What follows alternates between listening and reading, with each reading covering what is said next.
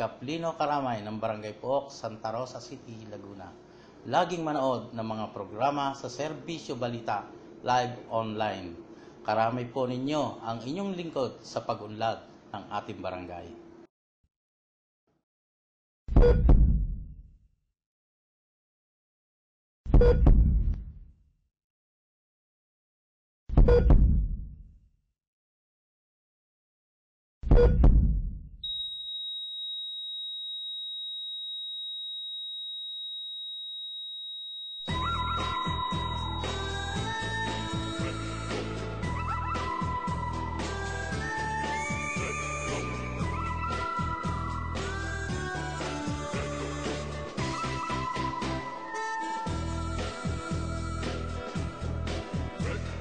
Ugaliin manood ng Serbisyo Balita live online tuwing araw ng Lunes, Miyerkules at Biyernes. Ito po si Konsehal Echit Deswasido ng Lungsod ng Binyang. Ating pong tandaan, tayo yung mga Pilipino na may pananagutan una sa Diyos at sa bayan. Maraming salamat po.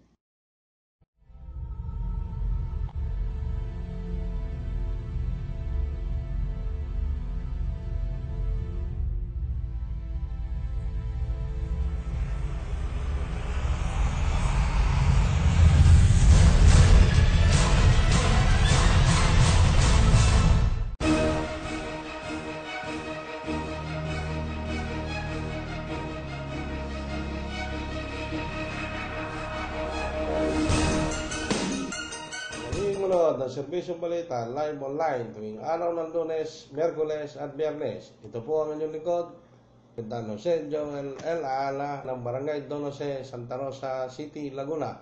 Laging handang umalalay sa inyo. Ang programang ito ay rated SPG. Striktong patnubay at gabay ng magulang ang kailangan. Maaaring may masiselang tema, lengguwahe, karahasan, sexual, horror o droga na hindi angkop sa mga bata.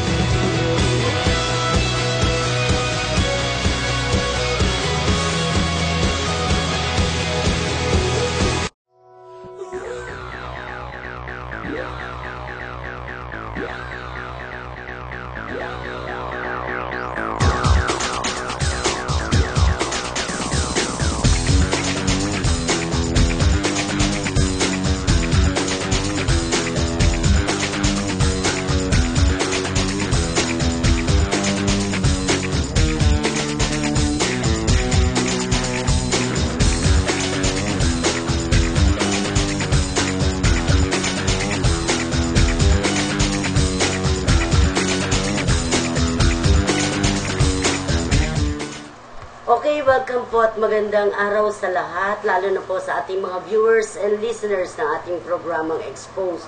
Dito lamang po sa Serbisyo Balita Live Online. Ito po ang inyong likod na si Beth Sarinas, ang inyong Lady Exposed. At syempre po, para po sa mga taga-subaybay po naman natin, ay maaari po kayong tumawag o mag-text sa ating hotline sa CP number 0910-869-5953. Yun po ay sa Smart at ang ating cellphone number naman po sa Globe ay 0915-719-3845. At para naman po doon sa mga reaksyon, sa mga may reaksyon at suwestyon na nais ipabatid sa ating himpilan, ay welcome po lahat kayo para ipabatid sa atin ang inyong mga karaingan. Ngayon po ay araw na naman po ng Sabado, August 8, 2015, Saturday. Naway maging isang magandang araw po sa lahat at mapagpalang Sabado. At syempre po naman, andito ulit ang ating kasamang si Adan. Ngayon po dito sa ating programang Expose na si kasamang Adan Gabato, ang inyong sumbungan. Isang magandang hapon po sa ating mga patuloy na sumusubaybay dito sa pinasasabog na ang pinakamainit na mga isyu sa Expose. Ito po ang inyong lingkod, Adan Gabato, kasalukuyan at kapartner ni Lady Expose. Okay, makakasama po namin kayo dito sa loob ng isang oras na ating programa. at okay kasamang Adan, ano ba yung ating mga tatalakayin na sinasabi nilang may init at sumasabog na mga issue sa kasalukuyan? Pasamantala kasama ang Lady Expo, sa atin mo lang babatiin yung mga may kaarawan ngayon sa araw na ito at magdiriwang na kanilang birthday na sina ating binabati ng happy 38th birthday itong si Alex Tatad na anak ng ating kasama sa Pulsuan, si kasamang Lady Tatad. Lady Tatad. Happy birthday. Model enforcer pala ng Laguna Traffic Management Office. Itong si Alex Tatad na magbe-birthday ngayong araw na ito kung saan ay sumadya nga ang kanyang ama upang dumalo ito sa kanilang okasyon na gagarapin sa araw ng birthday na ito ng anak ni Lady Tatad na si Alex Tatad. Happy 38th birthday sa iyo, kasamang Alex Tatad. At ganoon din, kasamang Lady Expo sa ating binabati ng happy 18th birthday itong si Jeff Kabahit ng Ormoc City. Greetings coming from Servicio Balita Live Online, especially greetings coming from Adan and Mama Delia. Ganoon din ay ating pinapahabol kasama Lady Expo ng advance happy 24th birthday ang iyong dakilang anak na nagtatrabaho ngayon sa mall na si Jessica Salinas Alcover. This coming August 13, 2015. Miss Karin Alcover, magpa-Jollibee ka raw sa ng iyong mom. Ang ina naman ng request mo. Siyempre, meron yan lechon. Ayun pala naman. Happy 24th birthday sa iyo, Kalin. Okay, anyway, bago po natin umpisahan ang mga may init na issue na ating tatalakayin po sa araw na ito, ay nais po nating batiin muna ang ating mga masusugid na viewers na ngayon po ay mga nakatunghay sa ating programa. Dito lamang po sa programang Expose at bigyan sila naman po natin ng kanilang serbisyo publiko para sa bayan. Ang grupo ni na Colonel Dino ng Soko sa crime scene. Yung mga nag-aano yes, ng mga... mabuhay po kayo, Colonel Dino. Mga nag-autopsya, mga nag-aano... ng provincial Soko ng Cavite. Itong si Police Senior Police Superintendent Nestor Edinho, ang provincial chief po ng Soko na matatagpuan po natin ang kanilang tanggapan dito lamang po sa may LTO compound dyan sa may Paliko, Imus City, Cavite, na matyagang mga nagkakandak po at nag-iimbestiga ng mga crime scene na nangyayari sa mga kagaya nitong ating kasamang yung mga autopsy ba? Ay, sa totoo lang, hindi pa na-autopsya ang nasabing bangkay na kamag-anak po nitong Action Balita publisher na si Mrs. Nesel Mutas at saka si Mr. Reno Lipones ng Bagwis, may kolum na Bagwis. Na Action Balita. Dahil pamangkin po nila ang nasawing biktima nitong pangyayari kamakailan lamang na pinatay dyan sa Bacoor, Cavite. Isang nagngangalang Dave Michael Lagaras. 16 years old. Yes, minor de edad ito. At nakatira po ito sa Block 3, Lot 194, Barangay Santa Lucia, Dasmariñas, Cavite. At ito po ay nagtatrabaho sa isang parang junk shop to na tinatawag MLEX sa Bacoor City, na ayon sa testimonya ng ama nito ay dumaing na ang kanyang anak at nakita ng ama na puro nga naman mga pasa at masasakit daw ang likod at tadyang. Subalit, hindi nagsabi ang bata sa amang si Noel Lagara sa dahilang maaring ayaw nito na madamay pa ang kanyang ama sa ginawang pambubugbog sa kanya doon mismo nangyari sa loob ng nasabing shop. So, maaring dahil sa dahilang ayaw niya nga na madamay pag kanyang ama, kaya kahit na anong sakit ang naramdaman niya at napala niya, itinago at ilihim na lang. Ilihim na lamang ito. Kumbaga, bumilang ang 1 o 2 araw, subalit siguro hindi na nakayanan ng nasabing biktima ang pambubugbog na ginawa sa kanya na ayon doon sa witness na kasaksi ay parang bakal o tubo ang narinig niya nang siya papalis malayo lang yes, malayo mga hindi rin naman kalayuan kumbaga narinig na lang niya ang sigaw ilang metro lang ang sigaw nitong batang si Dave at ang hampas yung sinasabing tubo na ipinampalo kung kaya't naging sani ito ng pagkakabali ng kanyang tadyang at umapekto yata yan sa baga yes ang kasamang Lady Expo. Ang nangyari yata din, mukhang lumabas yata sa pinaka-resulta o tinatawag na na record ng ospital o ng doktor, mukhang pneumonia yata ito, sakit sa baga, kinamatay. Samantalang ayon sa kanila pa rin pagsusulit, pag-inspection sa sakit na ito ng batang kinamatay nitong minor de edad ay internal hemorrhage. Sa madaling sabi kasamang Lady Expose, kung internal hemorrhage ba yan, ang nangyari dyan sa pagkamatay ng bata, at sinasabing nangyari daw may tama ang baga nito, saan lang galing ang internal hemorrhage?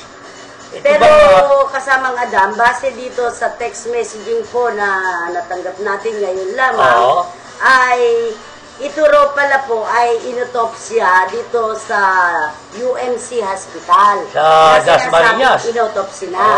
Pero ayaw daw ibigay nitong nasabing hospital dyan sa UMC, dito sa Dasmariñas lamang, na ayaw daw ibigay ang resulta ng otopsya. Meron yatang itinatago. Yes, parang may power. Parang mga, dapat ipahabot siguro sa Department of Health yan o sa pangangalaga. Yes, kailangan nating i-paging ang Department of Health at saka yung mga Doctors Association dyan sa Manila. Pero for the meantime, isi-search po muna natin kung paano natin sila makukontak at masasabi natin yung nasabing problema. Pero base ho dito sa text messaging na na-receive po namin, base daw po doon sa pangyayari na naganap, kamakailan lamang dito sa batang minor de edad. Minor de edad na binugbog, ay base na rin po raw sa binabasa ni Dr. Chua ng SOCO, hindi sa kanya nalalaman tungkol doon sa papel na hawak nung si Mr. Noel, ay sinabi raw na ang ibig sabihin doon ay ipinakita sa pagpinagaling sa UMC, ay tinanong kami ni Dr. Chua na iniliwanag niya dahil yun daw ay sanhi ng pagkamatay ng bata. Ang sagot ng amay, wala basta ibinigay ang papel. Kaya ang sabi rito, ang sanhi daw po na sinasabing binayaran na halagang 3,000 piso sa otopsiya nitong batang si Dave ay itinatago ang papel, ang resulta ng otopsya. Ay, kasamang Lady Expose, kasi alam mo dyan, sa hospital mo kaya hindi sila authorized na mag-autopsy dyan. Bukod dito nga, pinalalabas na nung pinasyalan pala ng SOCO. Ang nasabi kamakailan. Pag yung bangkay ng bata, ni Michael. Pero, ang sabi raw ng SOCO, kailangan daw muna makita ang resulta ng record ng UMC Hospital. Nang lumabas sa resulta, Tapos, base nga raw doon sa sinasabing yon, ang pagbabasihan na lang daw niya, yung papel na galing sa UMC. Nagkataong ayaw naman ibigay ng UMC Hospital na hindi naman natin alam kung anong dahilan at bakit ayaw ibigay. Samantalang binayaran naman yon ng talagang 3,000. Karapatan yun ng pamilya na makuha yung record ng autopsy na sinasabing autopsy. Pero, ang sabi naman ng doktor, yun daw po ang nagiging sanhi noon. Dahil nag-iisip ang bata, sa sobrang pag-iisip ng bata, ang naging cause ng kanya pagkamatay, na nag-autopsiya, ang labo ng nag-autopsiya, sige. Yung nag-autopsiya.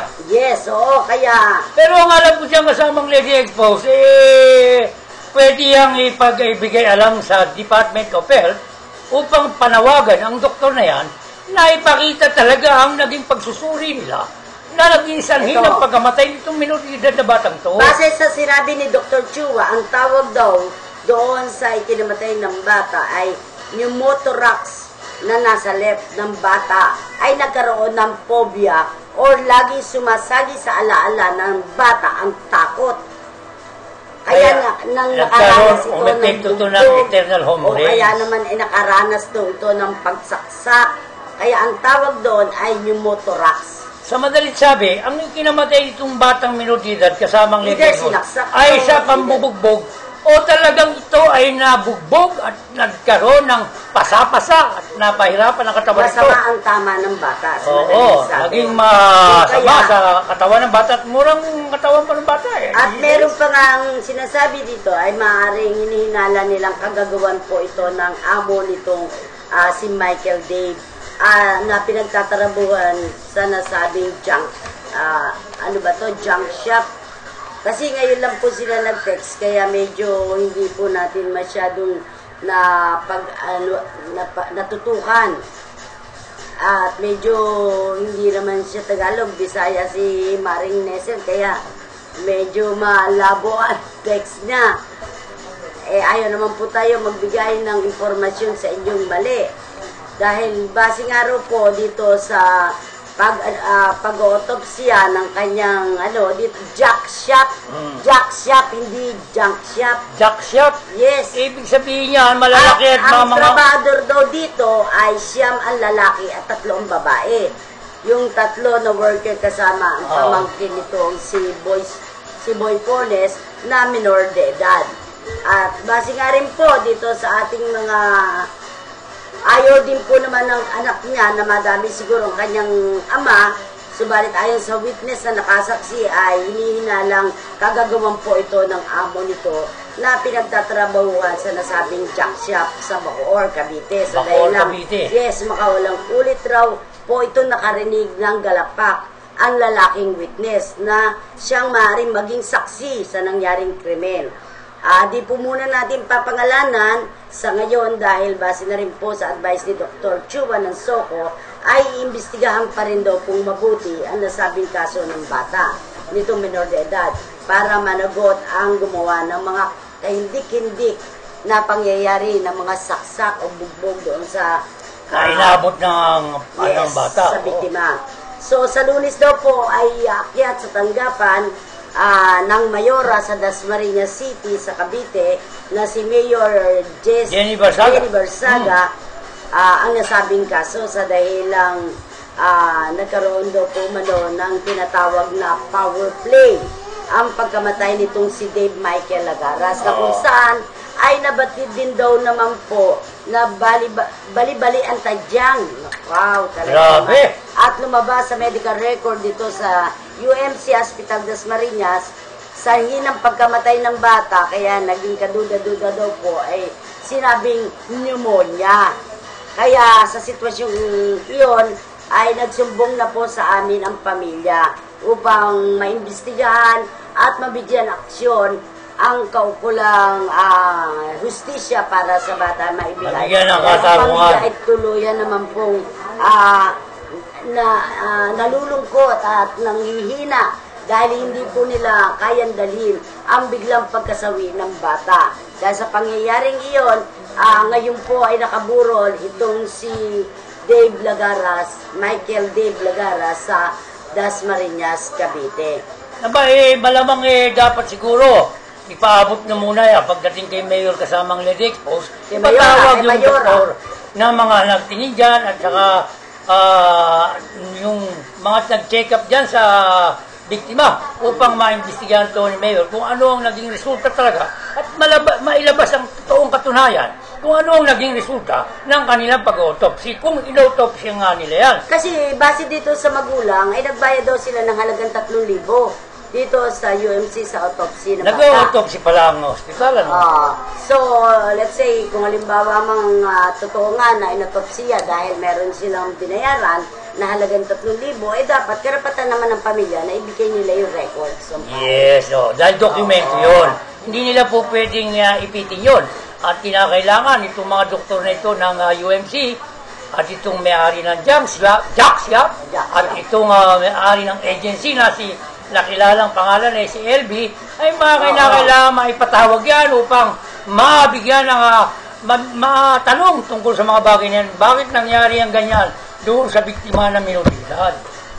Kaya nga, ganyan na lamang ang ating pagsusuri dito at pag-iimbestiga sa nasabing kaso sa dahilang maselan po itong issue na to na nakarating sa atin. At yan po, kung sino man yung amo, kung sino man yung hospital na nagbimintanan sa nasabing pagamutan, ay trabaho lamang po at walang personalan. Dahil karapatan po naman na nasabing mga biktima na ipagkaloob nyo, ibigay sa kanila ang kanilang hinihinging papel dahil yun po ay binayaran. Yan, oo. Sa halagang 3,000 piso, anong klase ba yan? UMC hospital na yan. Dapat yan, i-paging na natin ang Department of Health. Kung kinakailangan pa-imbestigahan ang doktor na kumonsulta at gumamot dyan sa nasabing bata, ay ngayon pa lamang, aksyonan na. Kung kinakailangan ay yan pa-imbestigahan at may magandang aksyon, magandang resulta lumabas at may power play nga tinatawag o itong doktor na tumingin dyan ay meron din isang pagkakamaling nagawa dahil itinago nila ang tunay na katotohanan doon sa pangyayari resulta ng ng kanyang autopsy. autopsiya, ay hindi na po maganda yan. Kung sino man doktor na yan, dahil palibasa nga, medyo bisa-bisaya yung kanilang Kaharap ng mga pamilya tao. at hindi nga masyadong sanay at takot din naman umano sa mga makakarating na kung ano man po yung sinasabi na ipaglalaban nila dahil karapatan nila, dahil patay yung bata at nagkagastos din naman po sila ng malaki. Abay, mahabag po kayo. Huwag nyo naman pong hayaan na magkaganyan. Sa inyo man po tumama ang ganyang mga pangyayari, siguro po iluluha din kayo. Kung kayo po ay may tinatago dyan sa pati ng UMC, dyan sa Dasmariñas Hospital na yan, dyan nakalocate dyan UMC, ay huwag nyo nang itago dahil yan, kahit anong tago niyo, tiyak nalalabas at mabubulgar po kung meron man kayong itinatago na hindi ka nais-nais dyan sa inyong pagamutan. Kaya nga, sinasabi natin maselan tong issue na to, na kung maaari ay makarating ito sa mga kinauukulang, na kung saan kami naman pong mga mamahayag na nandito sa inyong harapan ay talaga pong kinakailangang ilantad namin dito sa ating programang Expose, ay i-expose po natin lahat ng mga anomalyan nangyayari.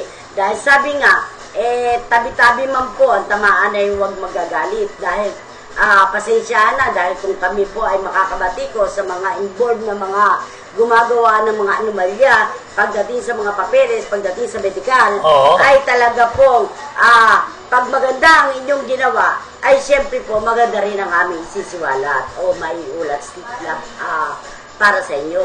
Pero kung palpak man po ang inyong ginagawa at siyempre po negatibo rin po ang reportorial na iuulat namin sa inyo.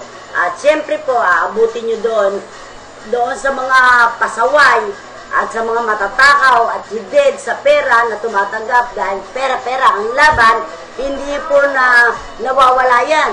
Sa pulis, sa doktor, kahit sa mestra na nga ngayon Pag ang mga bata walang project at yung ina sip-sip, nagbibigay, mataas ang grado ng bata, pasado, bukod doon, may honor pa.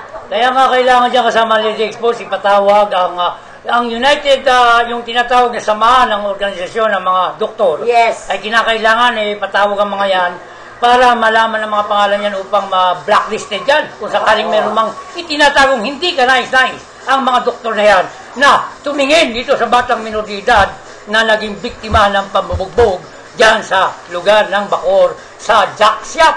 Nitong, sino man ang may-ari nitong Jack Shop, ay huwag na po kayong magtago sa katotohanan. Hindi pa ibinibigay sa atin ng kumpletong impormasyon dahil ang gusto nila through internet, YouTube, at sa television ay maiulat din lahat yung mga kaganapan nangyayari mga ganyang bagay. Siyempre po, for the meantime, kami po ay waiting lang sa inyong reportorial through text o pinakailangan kami magsadya sa inyong bahay dito sa pamilya Pones na naging biktima po ang kanyang pamangkin sa karahasan na matatawag. Abay, talaga na mga panahon na ngayon mukha yatang mga marami nagtatago sa dilim na may mga ginagawang hindi ka nais-nais at pang-aabuso sa ating mga kababayan. Higit lalo na sa mga minor de edad ay kinakailangan mabigyan ito ng hustisya ang pagkamatay ng itong batang minor de edad ito na biktima na sinasabi ng doktor na ito ay pneumonia tract. ang kasamang legal post. Yes. Kakaiba. Iba, kumbaga kung sa aking pagkakaalam o aking kakapain, ito ay parang mula sa pambubugbog at na inabot nitong biktima na siyang naging sanhi ng pagkakasakit na siyang ikinamatay. Yes. Bukod dito, no, samantala binabati po naman natin ang Provincial Director dyan sa lalawigan ng Cavite. Ang mabilis na umaaksyon, kung ano man ang inyong Yes, si Dr. si ang Police Director. bagong pong Provincial Director dyan sa Imus, sa Cavite, sa lalawigan ng Campantalyon Cavite. Garcia. Yes, sa Campantalyon Garcia Headquarters. Ito pong si Police Senior Superintendent Eliseo de la Cruz na kamakailan lamang po ay nakapanayam po natin dyan sa lungsod ng Imus at ayon pa sa Police Director pong ito ay gagawin niya ang lahat para malinis ang lalawigan ng Cavite na kung saan ay may mga programa rin po siyang sinasaad para patuloy na mamintina ang peace and order na tinatawag dyan sa lalawigan ng Cavite. Sa nasabing lungsod, bayan, dahil marami pa rin ang mga bayan-bayan dyan na hindi pa talaga natasabing city, no? Nasasakop yun ng 20 bayan. O, ilang syudad eh. O, Bukod marami dito, na syudad, ano? Okay, bukod dito ay patuloy rin po niya isinasagawa ang sinasabing Oplan Lambat Sibat upang lalong umigting ang kanilang paglilinis sa buong lalawigan ng Cavite. Upang masupo ang mga krimen. O, Yes, yun ang maganda. At syempre, ang ating mga tawag at mga hinihinging responde anytime na magkaroon ng aberya, syempre ang ating unang tatawagan lalo na dyan sa lalawigan ng Cavite, syempre si Police Senior Police Superintendent Director. Cruz. Police Senior Superintendent Eliseo de la Cruz. Sir, mabuhay ka at ipagpatuloy po ninyo ang inyong mga magagandang aksyon at tungkulin sa ating mga kababayan. Kagaya ngayon, kasama nga Dan, meron din pong dalang video ang grupo ng Serbisyo Balita. Pero Yes. hindi pa rin po natin i-open ngayon ang video na sinasabi nila hindi dito sa lugar ng Silang Cavite. Oo, yung inireklamo. Dahil binibigyan pa rin natin ng konting konsiderasyon yung ating Deputy John dahil kaibigan po natin. Yes, Yung si nirereklamong Severino. 1602. Yes, oo. oo. Hindi doon sa sinasabing pergalan na pag-aari daw nitong si Aling Angie. Angie. Aling Angie, oo. Kung tawagin na naging pwesto piyo na mula umaga hanggang gabi. Mukhang doon na tumitira, ha? Doon na talaga. At hindi raw lang sinasabing pergalan. May Meron tongit, pang may tongit sakla, ka. tongit. May tongit ang paraw dyan, sabi ni Talagang matinding ng sugat. ating sugat. Para ng kasino yan. Meron ng color game. Ito ba may permit dyan sa mayor ng Silang? Aba, malamang hindi ba pagbibigyan ni Mayor Omelia, pero ang tanong dyan, bakit inahayaan ito nung kasalukuyang chief of police na tumatayo ngayon dyan bilang hepe Sino ng ba? PNP station Sino na ba sila, ang hepe dyan na sa si Police Inspector Sonido. Solido. eh, Kaya nga baka solidong gumawa ito. Baka Kaya- solido ang mga trabaho Yes. dito sa kaya napatuloy na nakapagsasamantala itong mga 1602 dyan sa kanyang nalasakupang jurisdiksyon. Yes, kaya nga, ito lang ang masasabi ko sa iyo, kasamaang Adan. Yung mga bagay na ganyan, na kung kaya patuloy na mga namamayagpag, ay sa dahil lang, inaayunan naman ng kanilang alkalde, inaayunan na nila ng kanilang mga hepe ng pulisya. At bukod dito, wag mo sabihin, hindi alam to ni Mayor, dahil katabi lang daw umano ito ng nasabing municipal hall. Halos mga ano lang. Halos Walking distance palengke. daw Yes, lang. walking distance. Oo, bagamat hindi ako nakakarating dyan, pasensya na, talagang hindi ako Kasama Okay. Bet, mukhang meron tayong papasok na balita mula sa labas ng pilan. Okay.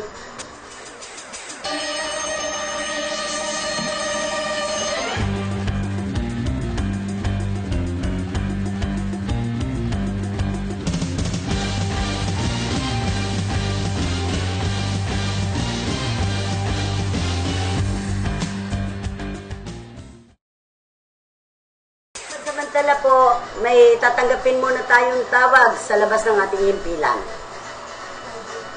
Pinirmahan na ni Pangulong Aquino ang bagong batas noong Hulyo 21 taong kasalukuyan ang Republic Act 1066 kung saan ay pinagpapawal ang yangka sa mga bata na hindi na kayang tumapak sa footpeg o yumakap ng mo sa katawan ng mga driver. Pinagpapawal na rin ang angka sa mga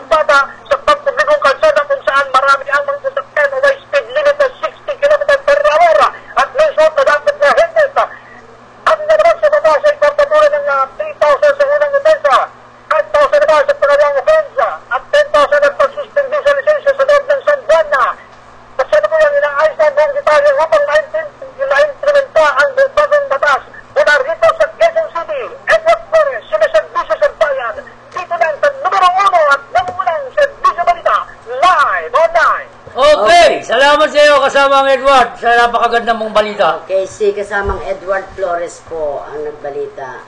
Kasamang Lady Expose, ito bang tungkol sa babala, tungkol sa mga padedigers? Ang mga nabalita mo ba ito?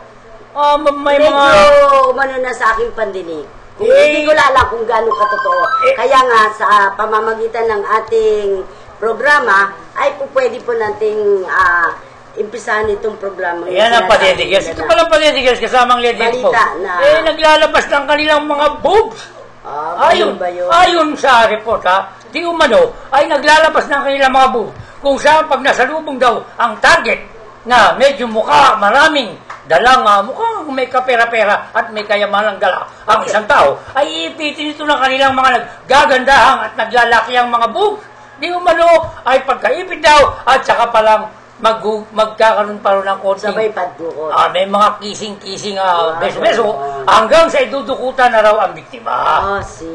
Okay, sabi nga rito, natangay na nga raw ang pera ng mga biktima at mahalagang gamit ng isang Arabiano. Arabiano? Yes. Matapos mabiktima ang 8 miyembro ng binansagan na padedigers.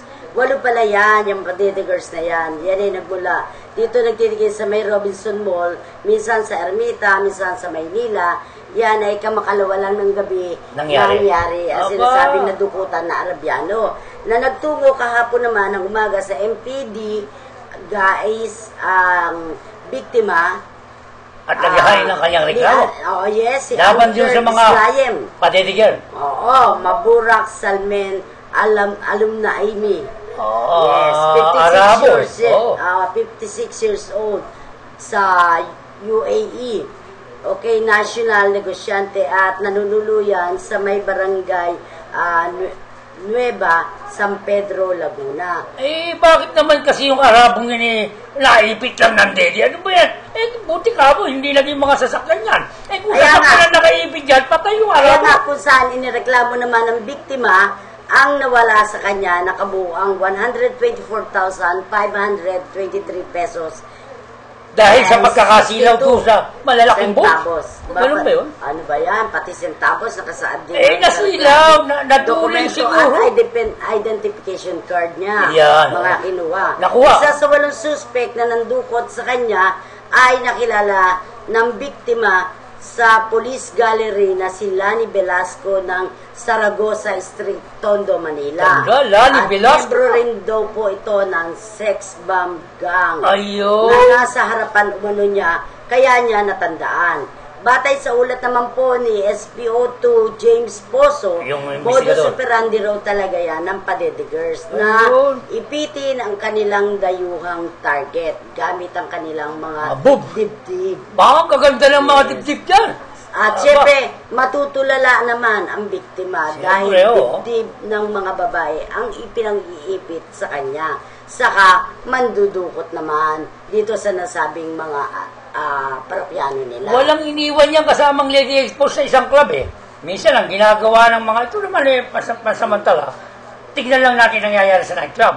Minsan kasi sa nightclub kasi ang ginagawa nitong nagsasayaw na babae, iniipit yung bote ng beer sa kanilang boobs at biglang ditila yung bote ng beer. Napapatulala ako. Pero ito kasama ang Dan, yan ay aral din naman sa mga kalalakihan. Na medyo manyakis, Medyo may pagkamanyaki. Yung mahilig sa mga babae. Mahilig sa laman. Na rin namimili.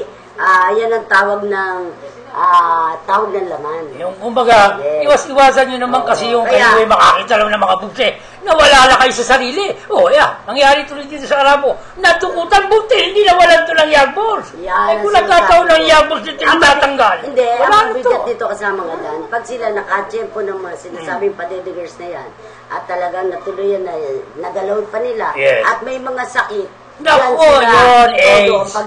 Yun ang masakit. Kaya lalo kumakalat ang AIDS lalo na itong mga babaeng ito na padediger. Talaga namang kung hindi lang talaga masama pag sinabi naglabasan ng mga bukla, pagsasawangan mo, tigilan mo kaya. At ito pa, malimit daw po, ito'y matatagpuan bandang alas 8 ng gabi ng mga naglalakad dyan sa harap po ng Robinson Mall sa may area restaurant. Talagang naghahanap ng kanilang Street corner, Adriatico Street, Ermita, Manila. Kaya po, ang yung mga biktima po nito sila ay yung mga pumupunta sa mga money changer shop. At syempre, pagka nakakuha na ng pera, automatic, medyo bigit-kitin na. Maglalabasan na yung kanilang mga malalaking boobs. At pag yan ay nakita talaga, miski na ako kasamang ladies. At siyempre naputol yung ating pag-uusap kanina dahil dito sa Silang, Cavite na sinasabing pwesto piyo nitong si Angie ay talaga naman puro namamayagpag dahil sinasabing pwesto piyo na mula umaga hanggang gabi ay patuloy na mga namamayagpag. Ano sabi mga color game. Yes, Meron daw pinipaging natin itong si Hepe. Yes. Si Chip. Merino ba? No, hindi. Si Sonido. Si Sonido. Dahil yung si Merino, deputy lang. Okay. Na kahit impuan niya, kung hindi naman susunod ng kanyang hepe, ano karapatan ng deputy? Wala rin beri. Kaya nga, ang mismong chief of police ng Silang ay atin pong tinatawagan. Okay. Aba, hepe, mukhang malaki na nadadali mo dyan. At yan ay ilang siglo na. Medyo tumatagal na at naging pwesto piyo na yan. Dahil unang-una, ang sabi nila, pag piyestahan lang dapat maglagay ng ganyan. Iyan halos nakailang piyesta na andyan pa rin. At wala nang alisan. Mukhang malakas sa itaas, ha? Yan ang sinasabi ko sa inyo. Kami po ay nakikirahan sa inyo. At kami nag-order na sa inyo na yan ay ipasara nyo dahil marami na rin pong mga nalululong sa sugal dyan sa bayan ng Silang. Hindi na ba ho kayo sa color game ni Angie? Yes, Oo. Meron daw tongitan. Nagngangalang Angie. At may tongitan pa. Dinaipa niya ng ang kasino. Bukod sa meron ng tinatawag sa perya yung color game pula-puti. Andyan pa rin pati tongit, pati sakla, lahat nan. Talagang Nandiyan na, ha? Talagang buhos na illegal dyan sa Silang. Grabe. Aba, dapat yan pagkaganyan ng ganyan, iparating na yan kay Provincial Director. At kung hindi kaya aksyonan ni Cruz, pati si Cruz umalis na rin sa Cavite. Ganyan lang kasimple yan. Dahil tayo naman ay nakikisama. Pero pag sobra na, kung piyesta, pinapayagan na nga. Pero kung pwesto piyo na, oh my dear, I'm sorry. Yan ang sinasabi nating abuso na. At hindi naman po natin masasabi na habang panahon, kayo ay kakampihan ng lahat ng media dito sa Cavite. Dahil hindi ho lahat ng media ay lumiikot sa inyo at lumalapit sa inyo. Kaya, mag-ingat din po ang mga operators ng mga pergalan, lalo na dyan sa lalawigan ng Cavite, Batangas, Rizal, Quezon at Laguna. At ipasasara na po natin lahat yan. Para tutukan na. Dahil, kung hindi natin tutuldukan ang nasabing mga pergala na yan, lalo nang dadami ang anomalya. At may mga kinakanlong daw yan ng mga peki-peking mga media at nagpapakilala pang sila ang mga protektor ng pergala. Nako, meron pa lang mga ganyan dyan, mga ginagawa itong mga at yan sa Angie na yan, kahit sabihin niya na siya ay tauhan lamang, kung sino man yung nasa likod niyan, ng Angie na yan, dapat sabihan mo na yung bossing mo. Palagay ko ito kasamang Bet, ang nasabi sa akin, ang aking pagkakalam, ha? Ito raw yata kay Katesi yan hindi ko kilala yun, kahit sino. Yung Tesi raw ang minakamatikas. Ang report na nakarating lang sa atin, ang ating pong pinapatulan. Ang mga may pwesto nila, Meli, Tesi, Yoli, Boy Life, at Baby, yan po ay dapat nang maipasara sa lalong madaling panahon. At kung kinakailangan, itawag na to kay Regional Director. Kay General Richard Albano. Yes, ay iparating na po natin. I-share na lang natin ang ating programa para hindi na tayo kailangang mag-advise sa kanila kung ano dapat nilang gawin dahil ayaw naman din natin silang mandukan. Pero kung patuloy itong mamamayagpag, ay atin po na lang sila nating uusigin sa uli. Siguro mas maigig sa mga Lady Expos, ipadala natin ang mga sulat ito direct to mga police officer para pasarado na ang mga pwesto ito at i-address natin ito kay Police Director General Richard Albano ng Regional Director ng Calabarzon upang siya na mismo ang magbigay ng aksyon sa mga naglipanang mga peryahan ito na siyang namimiyasa at patuloy na namamayagpag sa buong Calabarzon. Yes, okay. At bukod po dito, meron po tayo mga karagdagang pambalita na atin po ring isisiwalat sa publiko na kamakailan lamang noong last Saturday ay atin na rin po silang kinalampag ang grupo ng DFA, ang DFA, Department oo. of Foreign Affairs, na kung saan ay matatagpuan po natin dyan sa Pasay City. Diyan nga sa may malapit sa Senate of the Philippines. Yes, at bukod din dito na pag-alaman din po natin na kahapon pala ay nagsampa o naghain na ng motion for preventive suspension. Itong complainant na si Mr. Reynaldo Hoson, kasama ang kanyang abogado na si Attorney Batas Mauricio. ng ano ba yan? Meron din pong katungkulan niya si Attorney Batas bukod sa pagiging abogado, nasa linya rin po siya ng reportorial. Alam ko po, ito po minsan napapanood sa TV, Attorney Batas, nagsusulat din po sa iba't ibang pahayagan na kung saan makikita natin ang talino nitong abogadong to dahil UP graduate, alam ko itong si Atty. Batas Mauricio ay ginawa niya ng paraan para masuspindi na kung kinakailangan itong nasabing 20 top officials ng mga anay sa DFA. Yan mga nagsisilbing anay sa nasabing tanggapan na nung una sinasabi po natin na ito ay isang respetadong ahensya, subalit ngayong mga nagdaang siglo ay makikita po natin na ang pondo ay talagang nagmamalabis ang mga nasabing mga opisyales. Sa dahil lang umali na nakita rin po natin, base na rin po sa dokumentong hinatag sa ating tanggapan, ay nagpapatunay po na talagang may korupsyon. Na kung maaari, ay paulit-ulit pa natin isa-isa ang ating mga nalalamang mga anomalya. Kaya nga, ang sabi nga ng iba dyan, ano na po yung issue nakatagong bilyones na anomalya sa loob ng tanggapan ng DFA. Bilyon? Yes. Ang ganda pa naman ang pangalan kasama expose Department of Foreign Affairs. Yes. Nagkakaroon ng relasyon tungkol doon sa mga foreigners. Ngayon, para naman mag-a-apply ang ating mga kabayan, bilyon-bilyon talaga ang papasok na pondo dyan. Talagang napakalaki kasama nga Dan. At still nakabimbing pa rin po ang mga isinampang kaso una ni Mr. Reynaldo Hoson, yung complainant. Yung dati complainant sa kasong grave abuse of authority at saka po yung plunder, yung mga pandarambong yan. Kaya nga yung sinampang kaso ni Reynaldo Hoson sa Office of the Ombudsman, at isa ito po sa dapat natin bigyang pansin. Unang-una na ni Pangulong Benigno Simeon Aquino III, dahil bago siya matapos ng termino niya, itong huling zona niya nga, sinabi niya na huling zona niya na yun, dahil nga huling termino ay, niya ayusin niya marami pa rin siyang problema hindi naaayos. Isa na rin itong sinasabing DFA na to, na halos pinasalamatan niya pa noong nakaraang zona niya. Pinasalamatan pa yung mga taga-DFA, gayong ito naman mga mandarambong. Yes, last July 27 lang yung kanyang zona.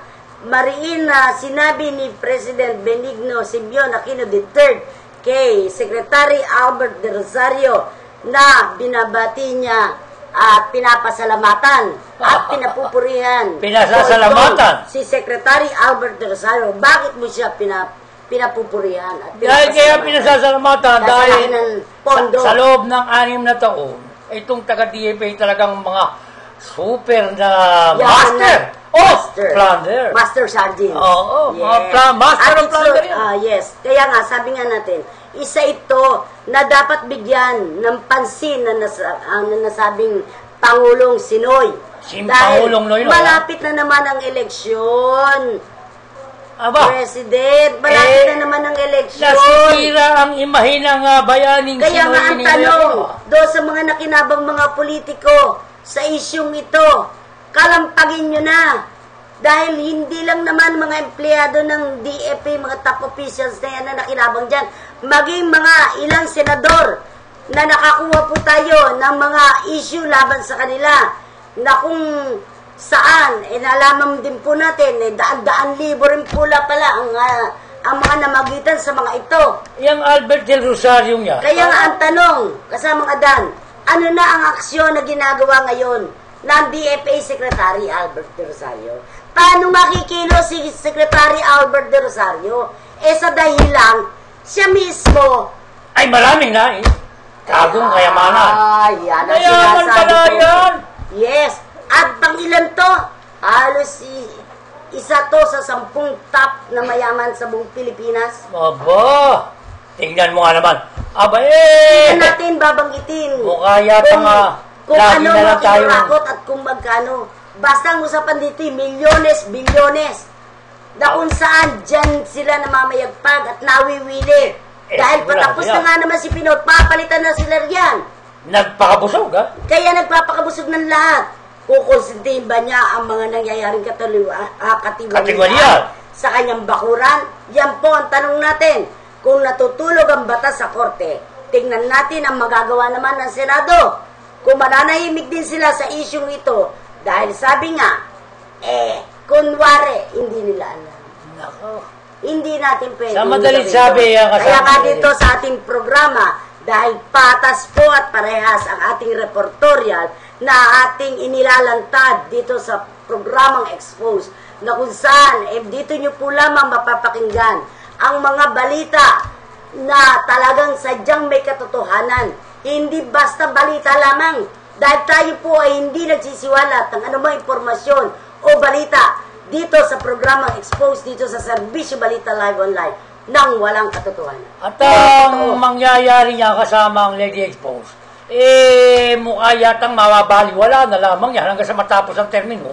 Itong yan si ang Pangulong tanong. Mulod. Kaya nga, pati itong ombudsman. Kasi kahapon, naghain na raw ng motion for preventive suspension itong si Batas, na bilang as legal counsel niya, dagdag na abogado nitong si Mr. Rehoson. Oo. Dahil tatlo ang abogado niyang lumalabas si Attorney Amon, si Attorney Suarez, at dagdag ito si Attorney Mauricio. Kaya nga yung tinatawag na si Attorney Batas. Ngayon, dahil pinupersa rin naman ni Attorney Batas na magkaroon ng magandang resulta at malinis ang DFA, Oo. nangingilag din nung una si Attorney Batas. Bakit di mo sasabihin ganoon? Ang tagal bago niya na-file ng motion for preventive suspension dahil bakit? Mga kaswela niya yan. Siguro, ayaw din naman ni attorney na may masabi sa kanya ang nasabing mga kaswela sa UP. Pero, na-realize siguro na ni Batas na it's time na para siya gumalaw. Dahil naiinip na ang kanyang kliyente. Delaying tactic. Kaya ngayon, natutuwa naman po tayo at si Batas Mauricio, si attorney, ay gumalaw na. Binigay ng lahat ang prioridad doon sa mga classmate nila. Na Kaya nga magbago, dapat siguro. na baguhin ang sistema ng pamamalakad sa DFA. Pero lalong lumalala, lalong umiigting ang Dumadami ang dumadami ang mga anomalya. Yes, at isa-isa naglalabasan ngayon ng mga sari-saring anomalya na ginagawa nitong 20 turista na to ng DFA. Kaya sabi nga nila, pwede po natin pangalanan ang mga kinasuhan po ngayon na ipinala ng motion for preventive suspension kahapon. Oh. Ito po ay sina Yusek Franklin Ebdalin, Yusek Rafael Isegus, Asek Melita Santa Maria Tomesek, Asek Mary Jo B. Aragon, Asek Wilfredo Santos, Ambassador Jaime Victor Bileda, Ambassador Victoria Bataclan, Ambassador Rowena Sanchez, Ambassador Cecil Rabong, Ambassador Grace Princesa Escalante, Consul Roberto Bernardo, Consul Enrico Pos, Executive Director Reynaldo Katapang, Executive Director Alfonso Ber, Director Kerwin Sitate, Director Rodelio Catalan, Engineer Michael Salazar, Engineer Edelfredo Dabuet, Engineer Philip Tabula, Engineer Cesar Cruz, at tatlo pa pong mga construction group o construction corporation. Oh. Yes, na sinasabing mga ginagamit na umano'y mga kasabwat sa nasasabing mga Anomalya. proyekto Sa ng mga anomalya. anomalya ang nagaganap niya. Yung JD Legazpi Construction Corporation, IM Bongar and Company Corporation, MCCD Engineering Services na represented po by Jesusito de Legazpi, Gertrude P. Bungar,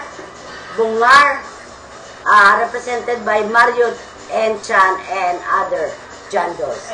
Dapat yan palang mga yan. Talagang dapat yan. Hindi pa sinampahan ng kaso. Hindi pa nagigising at tutulog-tulog ang ombudsman para dyan sa mga high complaint na yan ni Mr. Hoson at ni Atty. Batas Mauricio. Kung saan kung hindi nyo naman po talaga kaya na aksyonan ito at wala kayong ginagawa dyan, ay mas mabuti pa dyan sa ombudsman, ay magretiro na lang po kayo sa inyong matungkulin kung wala rin naman po kayo silbi sa ating gobyerno at kayo ay mga walang silbi at dyan sa walang inyong gagawin tungkulin. maganda. Oo. Dahil unang-una, kaya kayo inatasan dyan sa pwesto na yan ay para ayusin at sinupin ang pondo para ilaan din sa gobyerno. Yes. Hindi sa sariling bulsa nyo dahil kayo lahat ay mga aswelduhan na. Ano pa ang gusto nyo? Bukod dito ay may mga komisyon na. Hindi pa kayo nasiyahan, talaga sinisibak nyo pa ang pera ng gobyerno. Talagang ubos ang Pondo ng pera, DA. pondo ng ating mga mamamayan, ng ating bansa. At ito pa ang nakakapagtaka dyan. Bukod doon sa complaint affidavit dito sa kaso nilang for grave abuse of authority, Oo. RA 3019, 6713, at plunder case, ay napailan na naman kayo ng panibagong motion naman for suspended Grabe. preventive suspension. Aba, hindi na ba kayo nahiya sa mga sarili nyo yan? At ito naman si Mr. Rioson, parang kinakawawa, ultimo ng ombudsman, nagkakaroon natin di umano ng connivance between the top officials ng DFA and the ombudsman. Kaya baka nagkakaroon naman ng kas yan. Kasunduan. Yan ang tanong dyan kasama mga daan. Kakaroon ng Magkano under kaya the ang table. kasunduan na sinasabi? Yung tinatawag na under the table. Yes. Baka naman uwi nangyayaring under the table, kawawa naman yung ating mga kababayan at ang ating pondo ng ating bansa. Kung lahat ng kinikita ng ating gobyerno at ahensya ng ating gobyerno dyan sa DFA ay kung kani-kaninong bulsa lamang ng mga empleyado ng DFA na pupunta ang mga perang yan na naggagaling mula sa income ng ating mga kababayan. Kaya nga ang tanong, ano na ang aksyong ginagawa ngayon ni DFA Secretary Albert de Rosario? Aba, mukha Kaya nga yata- sabi ni Councilman Lady noong Sabado, aba, napakaganda ng kanyang pinito, Rosario. Del Rosario. Aba naman, pagkatapos mamumulatan mo na lamang ganyan ang mga lintik na mga pinagagawa. Nasabi nga nila, unang-una na, ang Department of Foreign Affairs, ang isa sa pinaka-ahensya na nire-respeto. At pinakamalakas na income na pumapasok dyan sa pondo na ating karamihan, bansa. may mga labas-pasok na foreigners, Yes. mga investor, andyan kailangan lahat, puro passport at dadaan talaga sa kanilang pangangalaga. Diba? Ang kakapal Kaya naman. nga, ang tanong, kailan kaya mabubuwag ang sindikatong ito? Dapat siguro magkaroon na ng tinatawag na ultimatum ang complaint dyan. Alam mo kasamang Adan, Ako kulang reklamo. hindi pa natin tuluyang inuulat sa kanilang lahat kung ano-ano yung mga ghost project at kung magkano, napakalalaki, puro milyones, bilyones, aba, hindi pa ba sila nasisiyahan doon sa sweldo nilang pagkalalaki na? Bukod doon sa mga commission basis pa na nakukuha nila. Pagdating doon, may mga projects na patong pa rin sila. Pagkatapos doon iipitin pa nila ang pondo ng DFA. Palagay ko kasamang Lady Expos, mukhang mababaliwala na yan. Sapagkat mukha yatang outgoing na si Pangulong Noynoy. Yan. So, ano pa masasabi natin? Ano pa? Back to home base. At kung sino na naman yung bago ilalagay, sigurado na naman, panibago na namang nakawan. Yan ang sinasabi ko. Okay, ganito na lang kasamang Adan. Bago tayo mag-init, ay isingit muna natin itong grupo ng samahan ng mga liga ng barangay dyan sa Kawit, Cavite. Itong mayor na si Reynaldo Tic Aguinaldo. Oo. Tic Aguinaldo. Dahil hayagan na po nagkaisa ang samahan ng mga liga sa pamamagitan nitong si Konsehal Angelo, Yung na anak ni Mayor Tika At Aguinaldo. kasalukuyan, Konsehal. Dahil sa kasalukuyan, ngayon ay laging masama ang pakiramdam ng kanyang ama na si Mayor Reynaldo Tika Aguinaldo dahil nagkaroon din ito ng medyo konting allergy Dahil sa katawan, panahon. dahil sa Init, panahon, sa panahon. init, sa sobrang init, at same time, siguro baka may iniinom na gamot to para sa kanyang nararamdaman sa katawan. Kaya tayo pinalulungkot dahil yung si Mayor Reynaldo Tika Aguinaldo yan ay talagang maaasahan.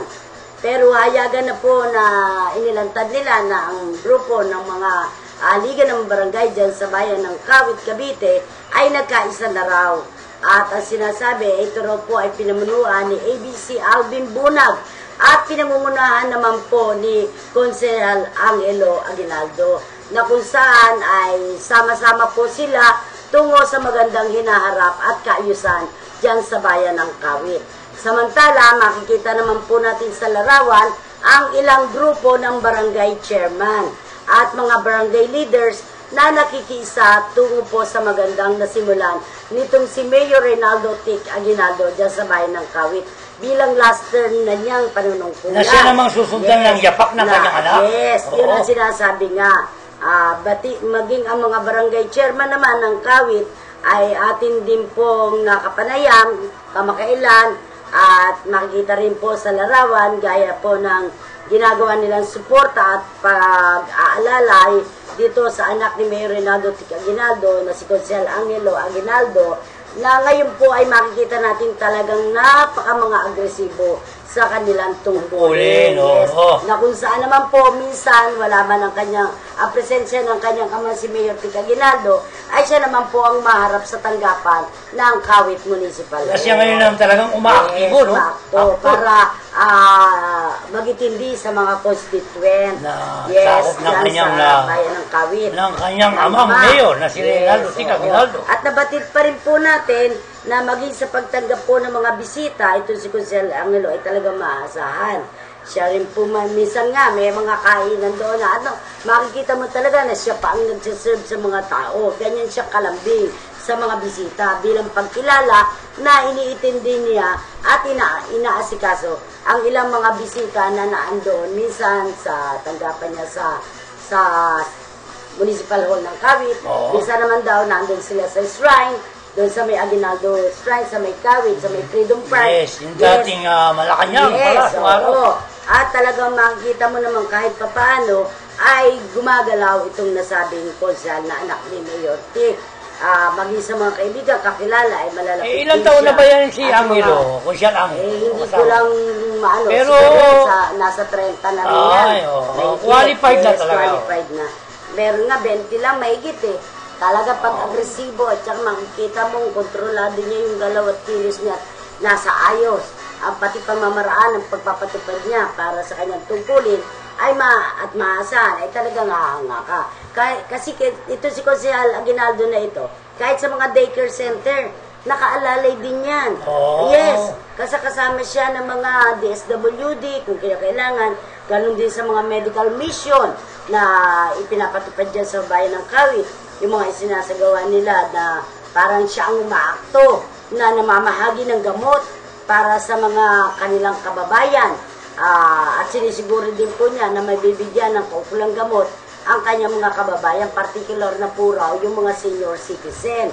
Yes, habang ang mga black leaders naman po nitong si Konsehal Angelo ay nakaalalay din naman po at nangunguna para i-supervise ang paggagamot sa mga pasyente dyan, particular na dyan sa lugar ng Barangay Pinagkaisa at Pinagbuklo dyan sa Kawit. Nandun din naman po ang libreng operation tuli nila para sa mga kabataang lalaki at pagdating daw naman po sa sakuna, yung mga calamity fund na tinatawag, na meron din daw po sila niya, mga calamity fund, para makasiguro sa mga pangunahing pangangailangan ng kanilang mga kababayan dyan sa Kawit. Na epektado ng ano? Yes, yung mga Baha, epektado bagyo. ng mga Bagyo. Sana Trahedya. nga, kung ano man trahedya. Ang DSWD raw naman po nila ay agad nilang inaatasang gumalaw. At syempre, pinapaikot din po nila para matiyak ang mga kalagayan at kaligtasan ng mga residente at patuloy ang supply nila sa mga kababayan nila at hindi nila pinababayaan. Lalo na sa mga bigas na tinatawag, noodles, mga canned goods, yan, ipinamamahagi nila bawat isang pamilya. Ay, nagbibigay talaga sila ng Kaukulang tulong. pagkain, Oo. tulong na pagkain. Suporta. Yes, suporta. So, maging sa tanggapan naman ni Mayor Tic Aguinaldo, siya rin ito raw ay nagsisilbing laging bukas sakaling nagkakaroon ng mga sinasabing calamity fund. Yung pinamimigay nila sa kanyang tanggapan, lahat daw yan ay pila ang tao. Walang hindi nabibigyan. Walang pinipili. Lahat ay binibigyan. Mahirap man o mayaman, binibigyan ng tulong pinansyal o kaya mga canned goods, bigas, ganyan. Hindi pare-pareho ang binibigay ko. Nung dumating na biyaya, galing taas, yun ay pinamumugod din nila. Pera pa yung sariling bulsa nila na ginagastos nila para lang ipamahagi sa mga constituent nila. Napakaganda pala naman ang kanilang mga ginagawa sa kanilang mga kababayan. At napaka-good public service. Ha? Yes, kaya nga sabi nila, sa loob na 9 na taon na nanungkulan, itong si Mayor Tic Aguinaldo ay subok na. Subok na sa pagsiservisyo. Yes, kaya sabi nga, ito namang kanyang anak, inaasa niya rin na para hindi siya mapahiya. At talagang bago matapos ang kanyang termino, ay alam naman ng kanyang anak kung paano ang kanyang mga ginagawa at siyang susundan ito. Yes, kaya nga, si Mayor Tic ang nagsisilbing inspirasyon ni Consel Angelo dyan sa bayan ng Kawit. Upang ito ay maging sinusundan niya yung yapak ng kanyang ama na maganda at patuloy pamamalakad, na masilbihan ng maayos na magandang paninilbihan sa kanyang mga kababayan. Ang mga naninirahan dyan sa bayan ng Kawit. Dyan sa lalawigan ng Cavite. Magaling ang ginagawa pala niya na medyo yung anak ay talagang lubos din ang pagtulong sa kanyang mga kababayan. Okay, oo. At sa kasalukuyan, marami na rin pong mga barangay captain na talagang lumapit na at nagbuo na sila ng magandang programa para sa kaunlaran dyan sa Ang kanilang mga plataforma, Yes. kung saan na itong si Angelo talaga, si Angelo Aguinaldo, ang siyang tatakbong mayor. Yes. Ng bayan ng Kawit. Siya lang naman ang pwedeng isabak at isabay. Oo, dahil siya, at saka siya naman Siya yan eh. mabango sa tao. At saka siya naman ay aral na, At kumbaga. makikita mo yung kanyang ginagawa. Kumbaga sa siya ay hasana at hitik na sa bunga. Yes. oo. Kaya may kasabi nga, kung ano ang puno, siya ang bunga. Kung maganda talaga ang ginagawa ng kanyang pamamahala ng kanyang ama, magiging maganda rin ang pamamahala ng bunga nitong ama na si Angelo Aguinaldo. Yes. Sigurado, tuloy-tuloy ang serbisyo. Kagaya nito ang nagiging topic ngayon na in-in. Yung sinasabi nilang 2 o 3 pang quick drill daw kailangan ikasa ng MMDA. Aba, malaki na naman budget yan. Yan. ang Mukhang sinasabi malaki sa'yo. yan. Hindi kaya tulad yan ang mangyayari sa DFA. Kaya yan nga sinasabi ko sa Ito'y iyo. parang yung mga ginaganap na quick drill tungkol sa mga earthquake, mga trahedya, mukhang malaki ang pondo ng mga inilala dito. Ang tanong, MMDA ito, malaklihan to kasamang Lady Expose. Kaya Basahin mo nga kasama Lady Expose. Kaya nga sabi nga yung reading list ko na naniniwala basa raw. kanila. Kaya sabi nga nila, naniniwala nga raw ang Metropolitan Manila Development Authority. Yan yung tinatawag na MMDA. Na 2 hanggang 3 drill na lang ang kailangan para mahasa ang publiko sa paghahanda sakaling tumama ang malakas na lindol na sinasabi. Dahil may parating daw na lindol. Kaya pinaghahanda na ang lahat. Dahil ito'y kasunod ng Metro-wide earthquake drill na pinangunahan ng ahensya nitong Huwebes lamang. At idineklarang matagumpay. Matagumpay ang earthquake drill? Yan ang sinasabi nila eh. Aba, Tayo mukha yatang sa balita na yan ba ating lumabas nakakalam. kasamang Lady Expose sa Weather Bureau? Hindi natin masabi. Kaya nga, base dito sa report ng mga kasamahan natin, Yes. layo ng pagsasanay na maihanda ang publiko kaugnay ng babala ng PhilBox ukol sa malakas na pagyayanig na PhilBox. sunod-sunod.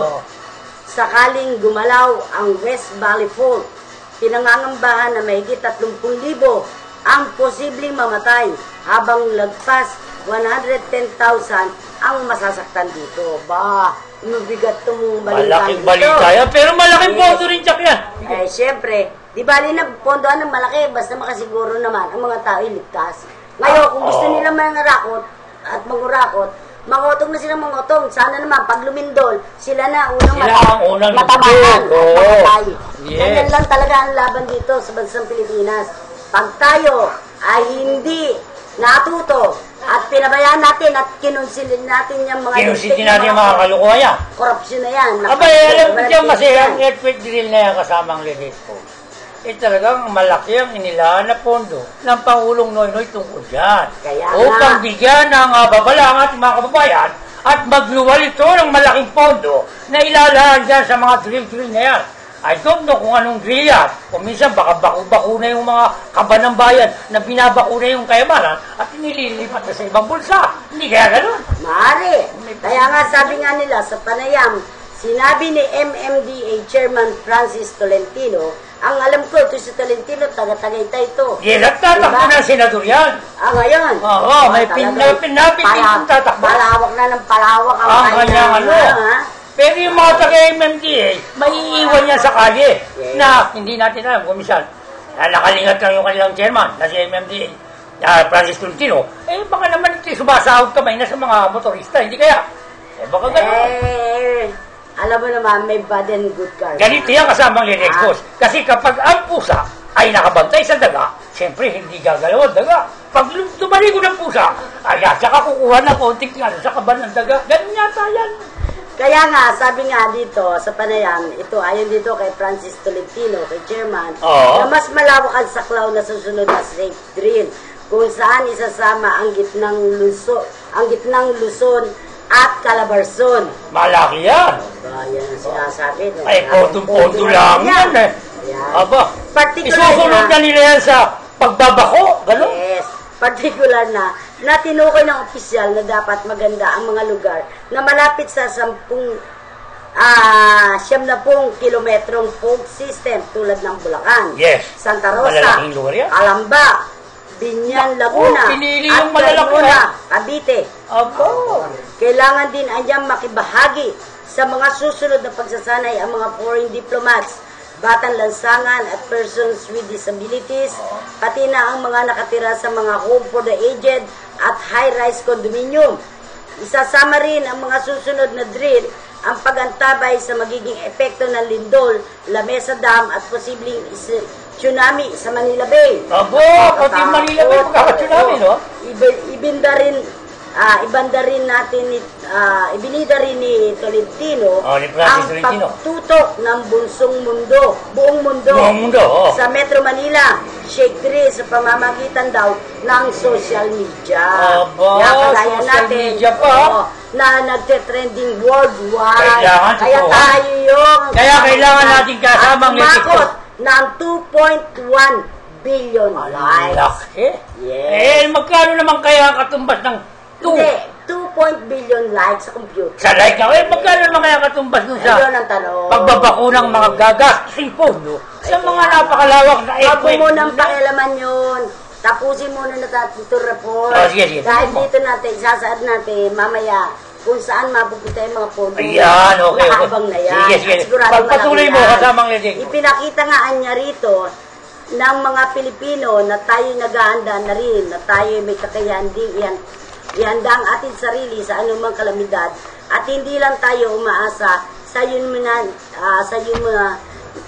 humanitarian international relief. Oo, yung Dagdag mga... niya, yung po yung may ipagmamalaki ko roon, naging makasaysayan dahil napapanood po yun buong mundo. Yung 2.1 billion likes Sa Facebook. sa Facebook Yes. po na yun sa social media. Yes, yun is apprehended po yun. Hindi ko po akalain yun, pero bukod po doon, nakita po namin na ang eksaktong alas 10:30 ng umaga, lahat po siguro nagkakatulungan. Yes, at nagkakaisa. Sinabi rin ni Tolentino na walang inilaang budget ang pamalaan para sa shake drill dahil kanya-kanyang gastos ang mga limawak sa pagsasanay. Yun naman pala. Tama. Pero kung sakali man ng... Pero ang ating gobyerno hindi patay na luka para hindi pondohan ng MMDA. ang nagmamagaling Yan nito naman si yung kasamang Tolentino Lede nito. kasi bagamat Dahil yan talaga tumutulong si Tolentino dyan sa shake drill na tinatawag Oo. na yan. Quick drill. Aba, malaking bagay. May pondong malaki ang MMDA at saka sinasabi niyang 2.1 billion likes yan sa FB, Eto. sa social media. Ang tanong, pero hindi tayo kasama sa pangapondong kukurakutin ng mga Ay, yan. talaga hindi tayo kasama. Dahil puro, katulad ng DFA, bulgar mo na, reklamo mo na, hindi matatawan yung mga dahil mga galit Ang sa, Department of Foreign Affairs. mga galit na sa pangurakot ng mga karamihan. Yan ang mga sinasabi. Hindi naman natin sinasabing nangungurakot si MMDA chairman. Yung pondo ay kinukurakot, hindi lang natin alam kung sino talaga. ang involved. Yung mga nasa likod. Yes, na sinasabi. oo. At meron pang isang balita na karating sa atin, kasamang Adan. Ito nga, at itinext lang sa atin ngayon, hinggil sa STL operator, gustong isahan daw ng PCSO, ang PCSO. Gustong isahan Ng STL. Oo, Aba, yan ang sinasabi, gustong isahan ang PCSO. ibig sabihin, gustong maka-tenggoy. Siguro, gano'n na Parang nga, gano'n, laban noon. Na kung saan, inuutos daw kamakailan ni Philippine Charity Sweepstakes Office Chairman Ayong Maliksi. Si Ayong, Ang gobernador. walang umpay na kampanya laban sa umano'y pandaraya ng small town lottery operator sa deklarasyon ng benta sa lokal na loterya. At ang umano'y paggamit ng mga ito sa kanilang lisensya na pagtakip sa operasyon ng weteng. Yun. Ayon daw dito kay Ayong Maliksi, natuklasan ng kanyang ahensya na noong nagdaang taon ay 4.7 billion lang ang idineklarang grosses ng lahat ng 17 lottery operators na ang karamihan ay nasa Luzon sa halip na 103 billion na siyang tinataya ng PCSO. Na talagang malalaman nila na siyang kinita o pumasok. Oo. Sa ginawang pandaraya ng STL Lord ay nawawala sa gobyerno ang inaasahang 45 billion kada taon base sa sharing SIM na 45% ang dapat mapunta sa PCSO na ang 30% ay para sa charity funds ng gobyerno at ang 15% naman po ay para sa operasyon ng ahensya. Nitong nagdaang mga linggo ay sunod-sunod na sinalakay ng mga elemento ng National Bureau of Investigation, NBI, ang mga larong loterya sa Nueva Ecija, Pampanga, Laguna, Bulacan at Batangas sa pakikipag-ugnayan po ni Maliksi sa direktor ng NBI.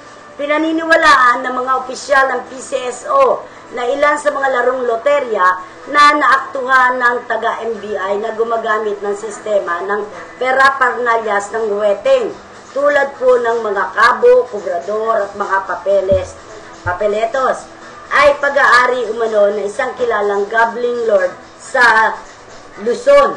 Sinabi rin ng nasabing opisyal na iniutos na rin ni Maliksi ang pag-iimbestiga sa ulat ng 200 milyon ang isinuka 200 milyong piso ang isinuka ng STL Lords bilang protection money para isang mataas na opisyal sa gabinete upang mapanitili pa hanggang Agosto 2016 ang lisensya ng larong loterya. 3 taon na noon ay pinahihinto ni Pangulong Aquino ang STL at pinapapalitan ng ibang laro na pwedeng magpahinto sa weteng. Pero sa halip na mapahinto, ay nabigyan po ito ng extension hanggang sa susunod na taon. Yun po ay pahayag na nasabing opisyal na siya naman pong nagkumpirma na gamit sa weteng ang lottery games. O kaya nga, kasamang Lady Boss, gano'n naman kaya katotoo na ginubukis ni Don Ramon ang sariling STL. So, Yun ang isa pa sa may nagiging ganun ba problema. talagang issue? Oo. Aba, Sarili na niya yung STL, ibinubukis pa sa madaling sabi, yung kinikita ng STL ay mas malaki pa kinikita ng bukis. Talagang ganun nga mangyayari nyo. Yun Yun nga. Kaya ito isa dapat sa masilip ni PCSO Chairman Ireneo Ayong Maliksi. Yan. Ay ating panawagan. At dapat itong natin- si Chairman Ayong Maliksi, isa talaga to sa kagalang-galang politiko sa Yes. kanila. Dito mo makikita ang galing nitong matandang to na sinasabing puti Si man former gobernador. matindi ang memorya. Oo. Madaling, anong matalas matalas ang memorya niya. Mabilis makakuha ng mga anumang mga anumayang nagaganap sa loob ng kanyang pamamahala. Matandain to. Biro mo ba Kala naman? mo sa pangalan ng tao, matandain yan. Matalas ang memorya niyan, kaya hindi nila kayang ungguyin yan. Kaya nga itong dapat masilip ni PCSO Chairman Ayong Maliksi. Ang pangyayaring ito na yung STL na Don Ramon ay binubukis. Mas malaki nawawala sa PCSO na iniuulat na hinahanap ngayon ng PCSO yung malaking nawala doon sa iniulat na pinapasok sa kanilang lottery sa PCSO. Kasi ang mga nangyayari sa kasamang electo, yung STL na ganyan, talagang yan ay isa sa mga pumapasok sa PCSO para itong magsisilbing tulong sa mga may karamdaman at sa bilang ospital. Ang problema, kung kinakatpong naman ito ng mga katulad itong mga namumuno o itong mga illegal gambler, ay mga gambling lord, wala mangyayari sa PCSO. Hindi naman nagbibigay ng nasabing shares para sa mga COP si Don Ramon. Umaabot na sa ilang buwan na hindi pa nabibigay ang para sa mga Kaya nga tinatawag na marami nga nangyayari mga nasa likod na nasabing STL na yan. Maraming nangyayari dyan sa nasabing STL. Ibigin mo, pati ba naman ang mga protection ginagawa nitong si Don Ramon, binabaliwala yung dapat siguro dito sa mga bukis talagang totally pahinto na rin. Para matigil na. At pumasok na lang yan sa PCSO. No, kasamang Lelexos. Kaya nga, matindi pa rin ang kahirapan dito sa bansang Pilipinas Kaya mo, kahit si Bishop, sinasabi na si Pinoy, bigo sa kahirapan. Kaya nga, base dito sa sinasabi nating STL na yan, wala na tayong magagawa.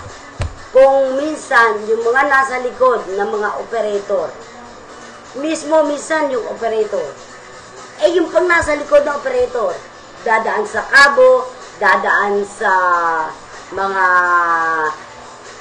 yung kolektor, ano tawag doon? Merong mga tawag Komprador. Siyempre, may mga kanya-kanyang porsyento yan na halos lahat ay nakikinabang. Dahil sabi nga nila, yan, dadaan ka sa operator, una. Tapos dadaan ka sa mga kubrador na mga naglilikom ng kanilang pataya. Ngayon, kung minsan, hindi mo pa rin alam kung ano ang labas dyan. Nadadali ka pa rin. Kung hindi mo pa titingnan ata sa dyaryo, dyan din natin nakikita. Ganyan ang nangyayari talaga dyan kasamang Lelexos. Kailangan bumili ka pa dyaryo para malaman mo Meron kung ano labas. Meron akong isang kasamang nakakilalang ganyan na kung saan talaga nagpapatakbo siya ng wedding. Ang ginagawa nitong sistema ng pagpapatakbo ng wedding, kapag gusto magpatama nito ng 5 tao na tatama sa bukis o wedding, talagang tinatapon niya sa kalye para ito ay makalusot na kung saan ang ilalabas lang nitong tama. Hindi niya alam, may kapati pala yung nagpapatay ang kabo doon sa mga tumama. Kanya pala lahat pataya yun. Kaya nabubukulan din. Mismong itong STL. Kaya pala bukol. Kumbaga sila na rin. Oo. Parang makinarya na rin yan Siyempre, malapit na rin ang oras natin. Last 5 minutes na lang din po kami. Bago ang ating ulitin yung topic natin kanina. Papakabot ko lang sa mga yung revisador ang tawag sa namimili ng mananalo. Yung nagre-revisa. Yan yung kakilala ko, ganyan ang trabaho niya, nagre-revisa. May patatama 5, pero hindi alam nung saan yan lahat ng taya na yun. Kaya nabubukulan din si Don Ramon. Ay, wala mo. Kaya, kumbaga pasa-pasa yung... pati ito si Don Ramon, binubukulan ni Don Ramon itong... Binubukulan ng STL ang PCSO. Ngayon, ang ginagawa naman ni Don Ramon, pinupukulan naman si Don Ramon ng mga revisador at kubrador. Puro bukulan. Pati yung mga hepe ng pulisya, binubukulan naman ni Don Ramon. Grabe na yan. Kaya nga, nakakalungkot isipin na ang pinagpipiestahan nila puro perang galing sa nakaw. Kasi ang mga... Iba dyan sa Department of Foreign Affairs. Maging dito na lang sa bayan ng City, Silang? Sa bayan ng Silang, Silang. Cavite. Yes, sa lalawigan ng Cavite. Binubukulan din Yes, si... Silang. Ikaw ba naniniwala walang patong dyan ng mga hepe, walang patong dyan kay Mayor? May Ngayon, talaga. ang tanong, kahit na itimbre na natin, na ipasara, tuloy-tuloy pa rin. Ano ginagawa nila? Aba, may patong yan. Ay, kagaya ng SPL na nangisa sa PCSO, mukha yatang hepe. Naiisa ka dyan ng mga poste at kubrador ng saklang patay yan at ng mga color game. Aba. Kasi kahit sabihin mo sa isang pulis, sabihin man sa hepe nila, hindi rin ma-action ang hepe nila. Kaya ano gagawin? Napapailing na lang ang mga pulis na straight. May mga straight na pulis dyan. Ano gagawin nila? Kung sila man mismo ay hindi pinapakinggan ng hepe nila, wala tayong magagawa. Kaya nga sabi, solido. Yes. Solido naman ang pera sa kanya. Chief, Sir, hepe na pulis na silang PNP station. Sir, hindi kaya solido mong nadadali ang mga parating na go ng mga illegal dyan ng 1602 sa iyong nasasakupan. So, ganito na lamang po. Total ang ating programa naandito lang tayo sa ating opisina, malapit lang din dito kay RD. Pwede nating iparating na yan automatically dahil yun ang utos ni boss. Siguro, by the way, mga sa susunod na programa, kasamang nilito. Ano ba yung ngayong babasahin niya? Kulang na rin tayo sa oras at tayo man gusto pa rin po natin na mapaghandaan lahat ng mga senyales. Subalit, pakinsin ang isang oras natin. Sa lindol na tinatawag nila na parating, ang sa akin lamang po ay isang matinding pag-iingat kung sakali at hindi ng Panginoon tumama po sa atin yung sinasabing lindol, ay mag-iingat po tayong lahat. Okay, tama dahil po yun. talagang mabigat siyang sinasabing trahedya na yan. Tama po yun, dahil po pero kailangan tayo maganda. maging handa rin. At Pero ating tumawag sa ating Panginoon Diyos at tayo ngayon pa lamang ay magugas na natin mga kasalanan dahil hindi natin masasabi ang ating katayuan at kalagayan sa panahon ganyan. May mga badya na sinasabi, nagbabantang trahedya. trahedya. Ay dapat lang po talaga tayo mag-ingat at tayo po'y manalangin ng tapat sa ating Panginoon Diyos at humingi tayo ng papuri, ng pasalamat at papuri. Subalit, kung ang mga ginagawa ng mga ito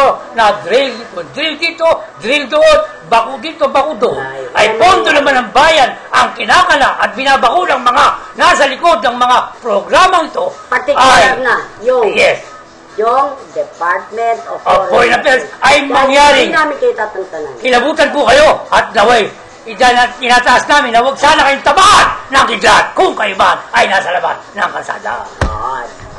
Kaya, okay, dahil wala na po tayong oras, hanggang sa susunod pa po nating mga balita at mga mangyayaring kaganapan dito sa ating programang Expose at po sa ating kasamang Adan at pagpapaalam niya. Okay, kami po ay nagpapaalam at sana po matauhan na yung mga nagbabako ng mga pondo ng bayan at sumasabi sa mga plunder, pandarabo, anomalya, katakot-takot na brigada na ako dito, brigada na ako doon. Ako po nagpapaalam na hanggang sa muli, sa susunod po. Kami po ni Lady Expo. Okay, maraming pong salamat sa inyong pagsubaybay sa ating programa at magbabalik po ulit kami sa susunod na Sabado. Ang programang Expose ay abangan po ninyo at ating pasasabugin pa ang mga maiinit na issue. Dito lamang po ninyo mapapakinggan sa ating programa. Hanggang sa susunod na Sabado, ito po si Lady Expose na si Beth Sarinas ay